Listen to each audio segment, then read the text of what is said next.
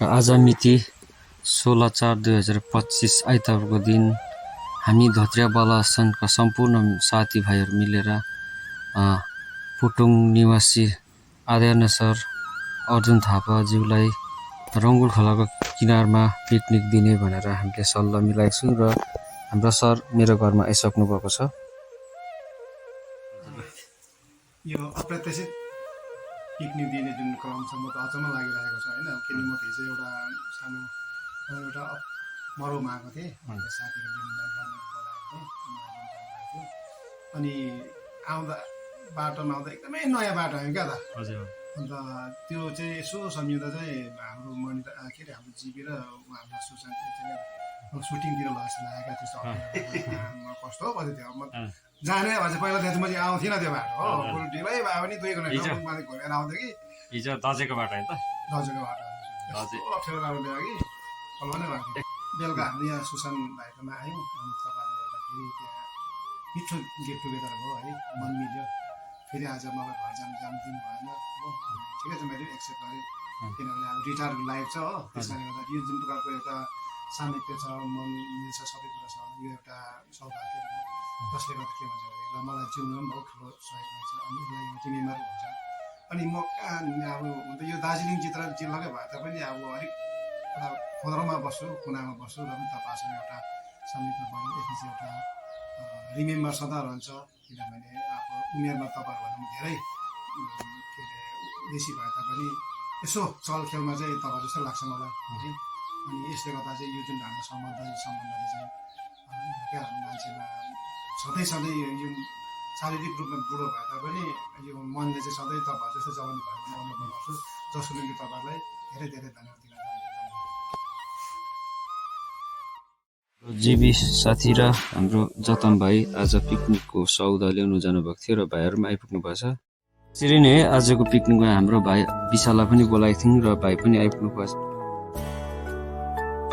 साथीहरू है सरसँग बात गर्नु हुँदैछ र अरू साथीहरू चाहिँ खानापिनाको लागि एकदम धुमधाम काम गर्नुहुँदैछ। र हाम्रो कपिल भाइले है फाक्सालाई है एकदम मसला टमाटर प्याज हालेर नुन हालेर एकदम पकाउनुको लागि मोल्दैछ।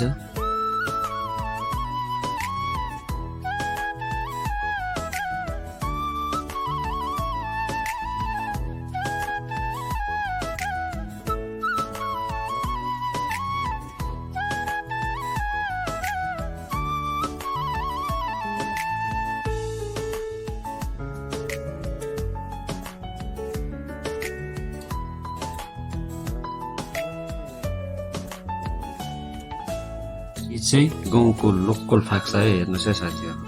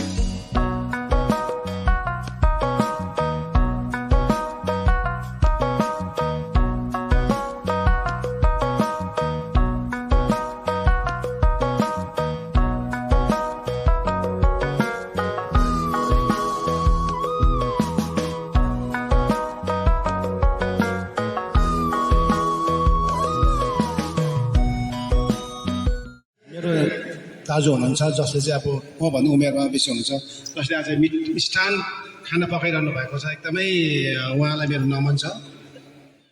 आदरणीय मेरा प्रिय धोत्रे बालासनका साथीहरू, उमेरमा मभन्दा धेरै कम्ती भए तापनि मन लिएर सबैले मेरो साथीहरू हुनुहुन्छ र मलाई चाहिँ म हिजो एउटा विशेष कामले यहाँ आएको थिएँ र साथीहरूले मलाई यहाँ चाहिँ त्यो मच्छड मारेको जस्तो क्या त ठ्याप्पै पारेर यहाँ ल्याउनु भएको छ है।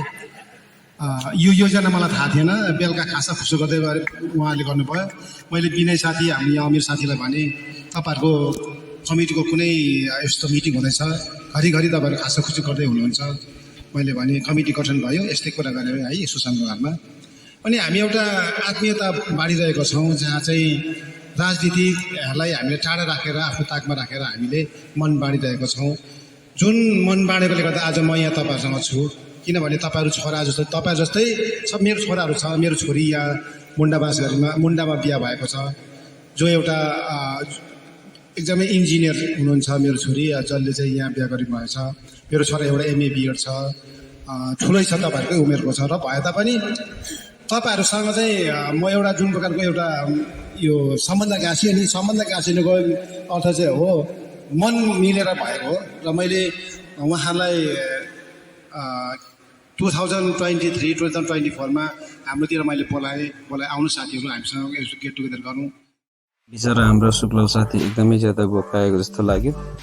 सायद साथीहरू भोकाए पनि होला, किनकि आज पिकनिकको खाना एकदमै ढिलो भएर 3 बजिसक्यो बेलुका। बिचरा शुक्लाल साथी एकदमै ज्यादा भोकाएको थिएछ। कपिल भाइलाई एकदमै धन्यवाद, किनभने बिहान दिन खटेर खानाहरू पकाइदियो। हाम्रो सरले पनि खाना खानुहुँदैछ। यसरी नै हाम्रो तामाङ सोम, विशाल भाइ र हिम्मत पर्दाले पनि खाना खानुहुँदैछ। हाम्रो समीर सोम पनि एकदमै भोकाएको थिएछ खाएको हेर्दा चाहिँ।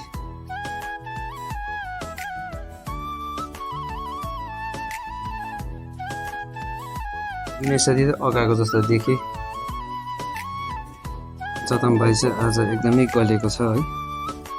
अनुप भाइ र राजले पनि खाना खाँदैछ है।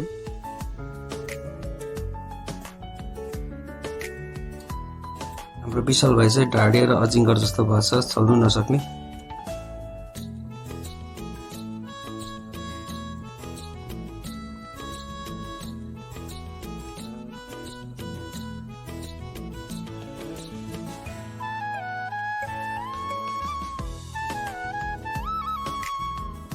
लौ त साथी, म पनि खानु पर्यो, किनभने म पनि एकदमै भोकाएको छु। किनभने बिहानदेखि भोकै छु, बिहान केही नखाएको। उहाँ चाहिँ सुभाष प्रधान हुनुहुन्छ, उहाँको निकनेम चाहिँ टी लामा भन्नुहुन्छ सबैले।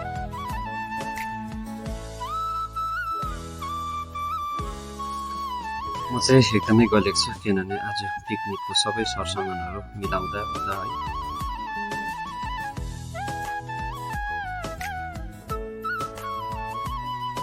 तामाङ सोमको भोलि भाइ खतरा छ। हाम्रो एउटा नेपालीमा एउटा तुक्का छ नि, ससुरासँग खानु बसेर सासूसँग उठ्ने। हामी त एकैछिन रमाइलो गरौँ भनेर नाच्नुतिर लाग्यौँ है।